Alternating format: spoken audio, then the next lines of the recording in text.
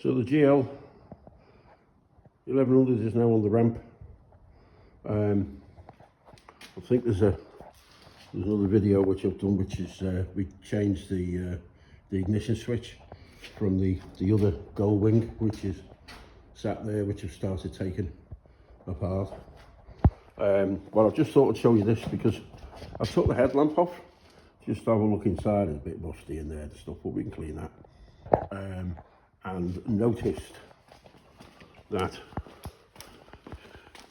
there's a sealed beam, which is what a lot of the lights used to be like years ago, where you haven't got a bulb to put in, it's just a sealed beam completely, which is fine with American spec because there won't be side lights on it. And one of the lugs was broken off. However, this is also a left hand, this will be a left hand drive light, because it was from California. So I purchased a right hand drive seal beam.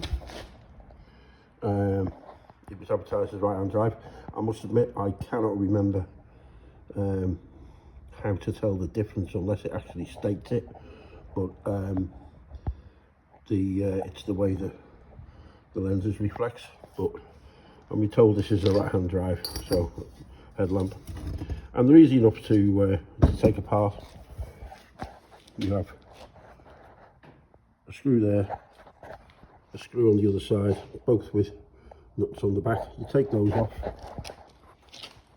take the adjuster off, which is the spring, with that one there, which adjusts the headlight to pull it into the right position. And then you have another screw there and there, which you can undo once you've got the main outer frame off, which holds the actual headlamp in place when you put it back. A little bit awkward getting it out, but it's pretty straightforward. So that's ready to put back together.